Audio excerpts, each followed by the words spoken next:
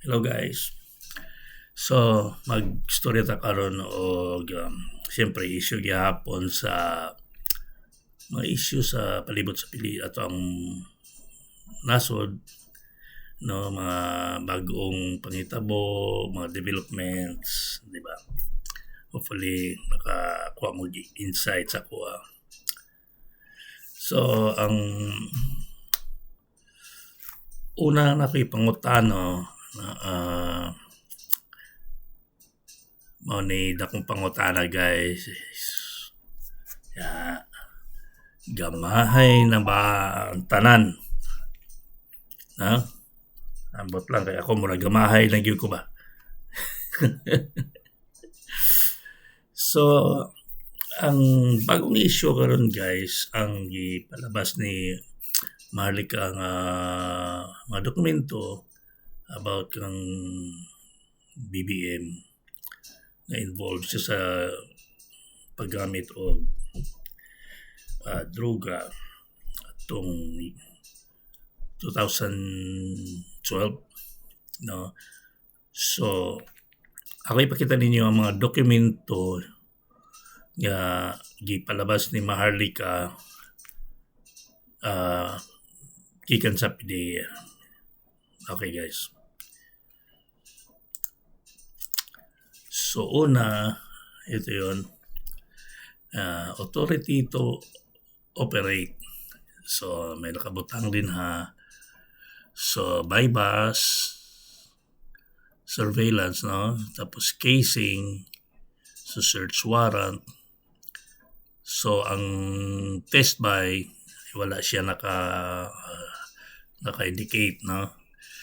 So may duration siya 22 hours, March 11, 2012. So, area of operation, National Capital Region, Makati. So, na mga brand o model sa sakyanan o color na gigamit sa, not gigamit, supposed to be gamiton sa mga agents, no? So, ang ikadahang dokumento, ang pre-operation report. So, March 11 gihapon ni may Intelligence and Investigation Service. So, may pangalan sa target.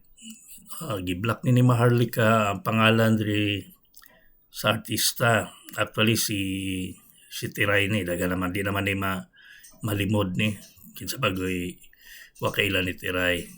Sige si Tiray, ang mga istorya ni yung mga paisulti ni Maharlika nga mao ni siya ay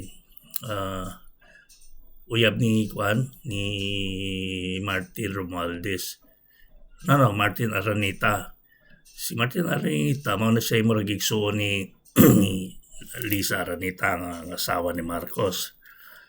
So ang sunod nadiri ang pangalan ni Bongbong Marcos at Bongit. So nagtudlo ni siya kang BBM, no? Ang atong presidente karon. Ug napay mga unidentified male and female nga mga kauban. So nakabutang ang nationality Filipino niya, specific na area of operation, National Capital Region, Makati City, no? Tapos sa baba, summary of information, a confidential informant personally appeared before this office and reported that a group of showbiz politically affluent personalities are frequently using illegal drugs inside Unit 4C Tower Building, Rockwell, Makati City, di ba? So na mga pirma ning duha ka dokumento sa team leader, although itabo na ni Maharlika, so wala ta kibaw kung kinsa na. So ang ikatulang dokumento guys, mao ni ang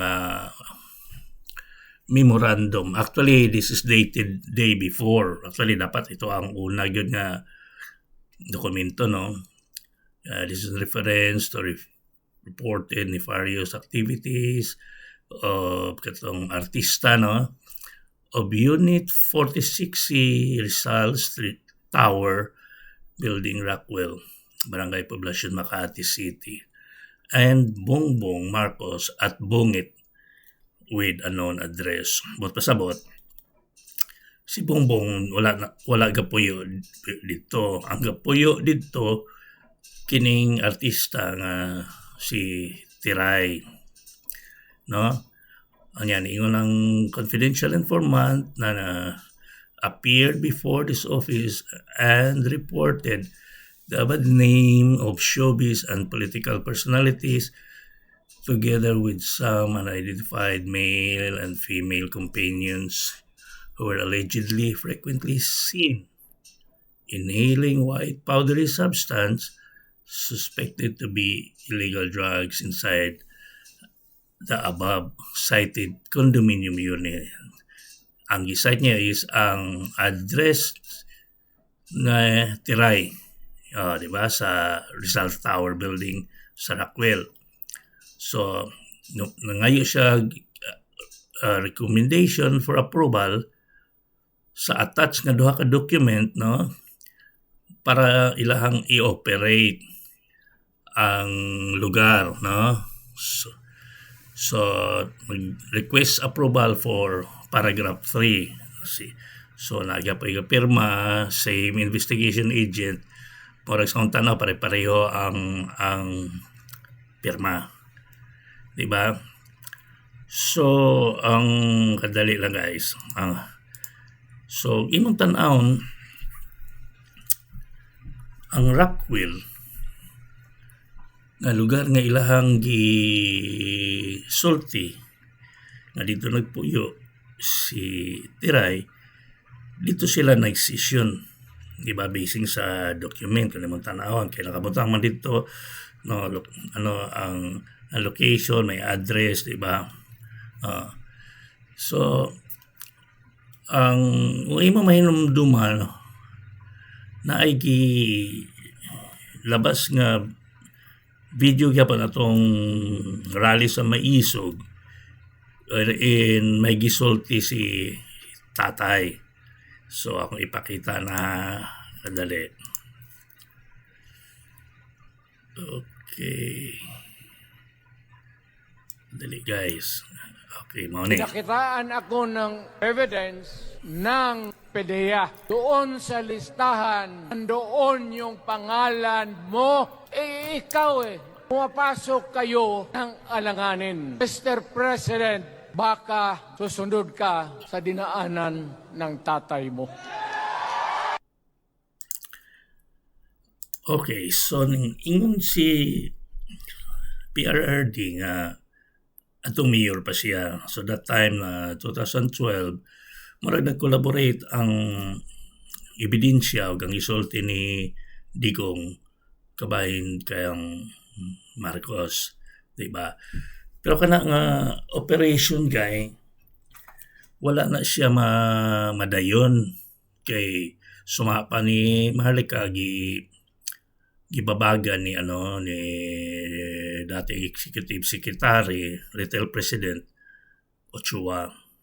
So manang wala man siya madawon. Atong panahon na si Pinoy o Marcos perting kalabanan ang sa una. So nakaibaw pa siguro si Pinoy ito panahon na ilabas gito niya kay grabe gitong nila sa politika sa una, di ba? So karon ang nahitabo guys, maski yung sa tanawan nimo maski sugod pa sa sunod danan, mga corruption, MOOA, PI ni Tamba, tanan mga biyahe ni Marcos, mga drug personalities nga kauban niya, mga smuggling, extraction nga involved si First Lady, ang droga karon nga involved si Bongbong Marcos. Murag lang ilan lang gi-ignore ba. ilahan na lang gi-ignore mo na bitaw bahala mo dakdak din ha. Basta ako na yung naglingkod, no?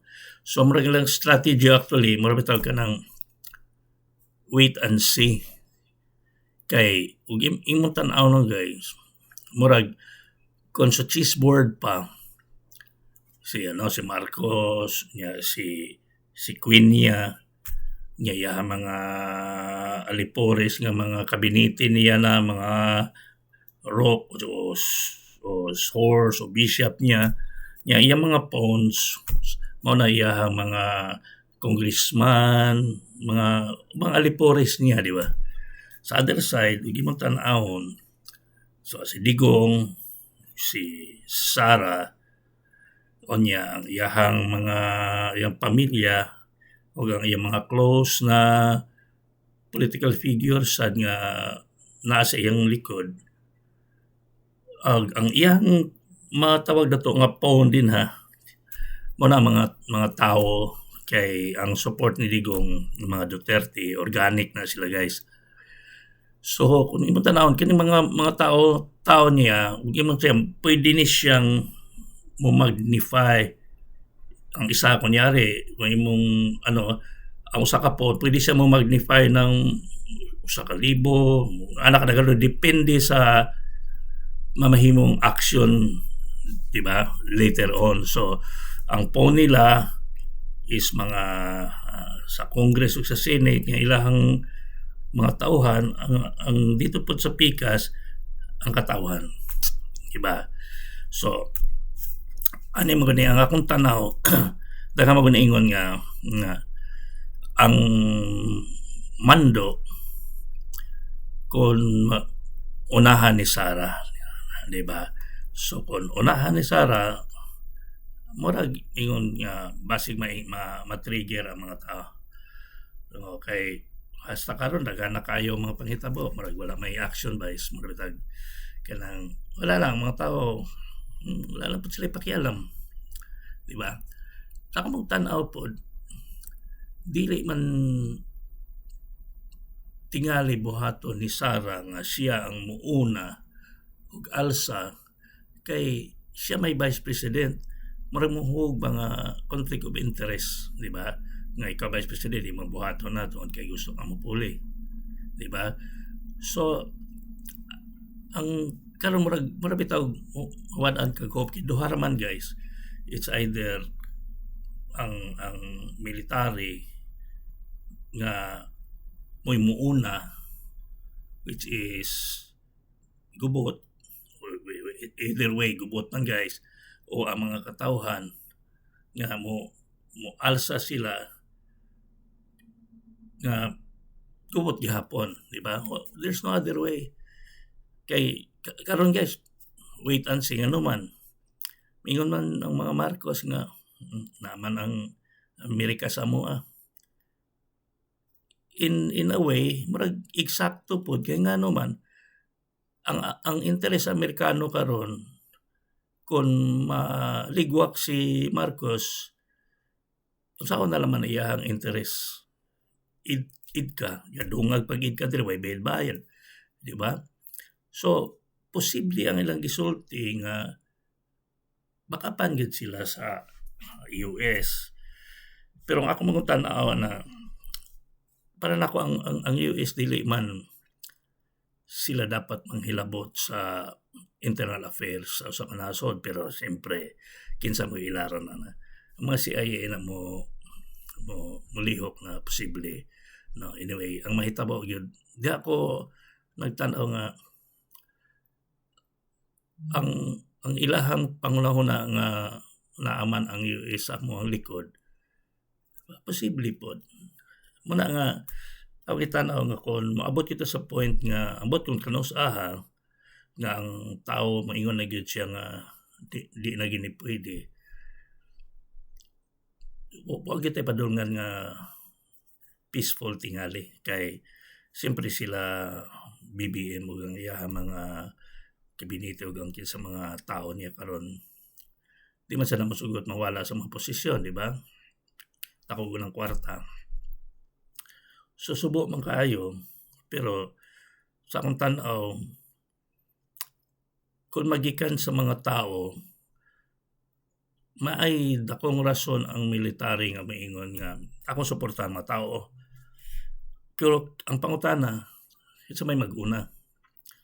Kay tanawa to katong pag-rally lang ni Duterte sa Davao, gireveal niya yung sa problema ni Marcos sa adik-adik na ay mga ebidensya ng gawas karon na nag-collaborate adto nabay na itabo. Wala ba? So, ang mga tao daghang reklamo. Pero sige, himo ra nilang sarila ba sige yaw-yaw walay action. Unsay kalainan niya atong mga nangaging tuig guys, itong mga idsa-idsa. Itong panahon na guys, mga estudyante pa ko to. Actually, membro ko sa usa ka student underground movement atong panahon na nakita nako na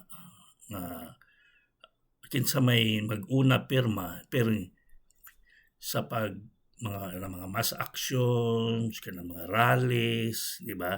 Kaya kanang mga movement na inana guys, nanay financing ana kay gasto man ka karatula, di ba? Although ug imong tan-awon atong panahon na ang left ug ang yellow gaano sila kuyog sila ba pagpatumba ato ni Marcos sa itong panahon na grabe to kay sumato na yung kuning appeal ko sa una nasa akong estudyante pa ko nung rally guys. Ang diferensya na karon tong panahon sa una ang yellow o ang mga leftists mamatitigilali karon ang yellow ang pula o ang leftist kauban naman sila kaysa may morale. Okay. Why morale? Not unless siguro kung naagyoy figurehead nga mo una gyud nga mo ambot kung saan nila pagbuhat pag-consolidate sa mga tao. Kaya kung tanaw karon guys, ang mga tao kutob lang sa reklamo ba? Kutob sa pagulbol. Kung sa may mahitabo, nakita mo nila good guys nga kung sa nahitabo sa mga prominent na mga tao, si Kibuloy, sila ni Bantag, Ipanggokod, di nila mahilabtan karon si Duterte, si Tatay, o si Sara ning kalma sila. Kay balo sila, maunay mo trigger. Di ba? Kung buhaton ni Sara na siya nga mo hawa si Sara sa iyang pagkakabinete, then i-show niya na mingon ko nga di na ni mao ato ang dagan sa tong panggobyerno. Kana dako ko tsansa pero dili siguro siya mag-una nga mingon siya nga ato na ta sa dalan ana di ba kay mamahimo mo siyang murag conflict of interest pero umuhatag na siya indication nga murag wa na siya muuyon sa panggobyerno. Kana siguro murag mo na mag-trigger sa giingon ako nga ang mga phone nga usara sila mo-multiply na anton mamahimo ng milyon nationwide. O niya sa may mabuhat ang mga dagkong politiko na kung ang mga majority na ang ilang kalaban, di ba? Wala rin mo. Mura rin nakita na ko anang mas maayo nga mahitabo para mausab ang dagan sa nasod. Di ba guys? Kaya karon ang mga vloggers na ay vloggers nga maski kay baw na silang na wala sila sa insakto tungod kay may bayad panay nagyapon sila Marcos gyapon o ana di ba maski ang kwarta wa nila una guys nga pareho man tanggaan magantos kami nga wala makauyon sa ni Marcos o kita di naman kita may napiktahan. Sila, gibayaran lagi sila. Pero palit sila bugas, mga magyapon ka mahal. Dagan sa nasod. apektado man sila tanan. Pero di lang ko personal interest man ko nilagay, vested interest ba nga ana ako gibayaran ko yung ani, hindi ako ginibuhaton, di ba? Pero nawad-an na nila ilang ilang nasyonalismo ba nga kini maapektuhan akong anak, akong apo pohon or whatever, no, di ba? Tungod sa kwarta, di ba? So dili na nako sila mabasol, nagmahay lang ko nganong ingon ana sila, dili sila bitaw kita na kay glaring na kayo ang mga binuang sa palibot. Pero mao lang gihapon, no? So mao na akong tan-aw na, guys. Kay ug dili ni siya ma-address kung ang Pilipino padayon lang silang dili magpakabana. So dakdak lang sila, yaw-yaw dere, reklamo dinhi, tanan-tanan, bla bla bla. Unsay ending, guys? Dictatorship, guys. Kung kining panggobyerno karon magstay pa ni for more years, lisod na kay, guys. The more nga madrag ning sitwasyon na, the more nga magkalisod nga i-recover sa Pilipino ang ilahang katungod. Muna, ako nabatyagan ako na although wala ko din ha, pero Pilipino magyapon ko, guys, diba? Ako nationalistic ko sa una, ni-appeal ko sa una og underground sa una, guys, as estudyante pa ko. Pero nationalistic ko ato sa una. Wala ko magunahuna sa pa nga just for the sake, diba? Sala ko nakitang di mahay ato mga panahon na. So, subo kaayo, guys, nga noon ni nahitabo sa atong nasod. So mo nang duha akong gitanaw karon. Kung mag-una og stand ang military, kasi mahitabo na siyang military junta, so i-condemn na siya sa national nga power grabbing, whatever. Igubot na, pero sa aning sitwasyon na, guys, whatever it takes, guys, agree ko, para lang mapanday na ito usab andagan sa nasod ba. Pero mas gusto unta ko ang katawhan. Kay ang unity sa katawhan, guys, powerful kayo. Walay mo pirdi ana. Ay kung ina nga ang sundalo pag naana na ang milyones nga tao sa dalan. Bingon si Marcos nga ato nang tirahon sila, birahon nato na sila. Nabay sundalo sa sakto niyang pangisip, iyapat yun yung citizen, diba? Ang mandato sa sundalo, guys, is to protect the Constitution, diba? Muna akong tanong, everyday, guys, makita nimo daghan kay kag madunggan mga vloggers kada ako naman ko maminaw og mainstream media, guys, kay puro piki, guys, ba, puro prop up, dili nila gi-take ang real nga issue. So tanaw ko sa mga vloggers, natanaw man sa ko sa mga vloggers, guys, nga kanang pabor gihapon sa mga hitabo karon ba. Siyempre para may balance ka sa imuhang pagtanaw. Ako wala man ko'y kasuko nila, pero maluoy lang kanila nga pareho na to, naluoy ko sa akong gugulingon na pareho man taning suffer, diba? Naalam mo'y benepisyo kay ning kita mo, pero basically pareho ta tanang mag-antos, diba? Mao na akong nakitang sad reality, guys. So hopefully one day na mahitabong kausaban, guys. Malagi na hopeful gyapon ko ana. Pero mo na akong isulti, guys, the more nga madrag ni o madugay ni ngayon ani nga sitwasyon,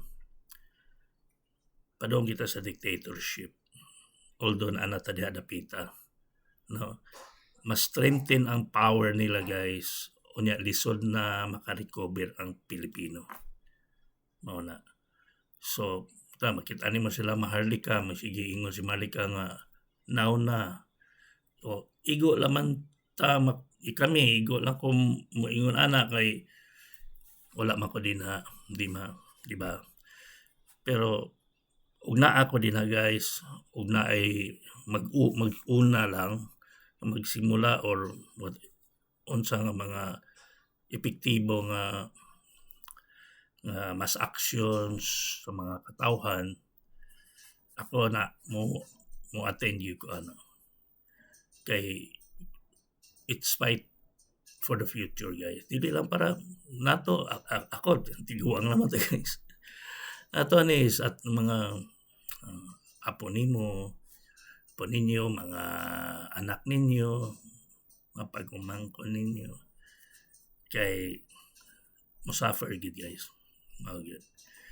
So, mawala na guys. Hopefully natay bright future sa unahan ug naay akong kausaban nga may tabo. Di ba guys? So mawala na atong topic karon guys. Next time siguro mag-discuss na po tag laing mga topics. Gusto na ko i-discuss ang bahin kang Tulfo guys.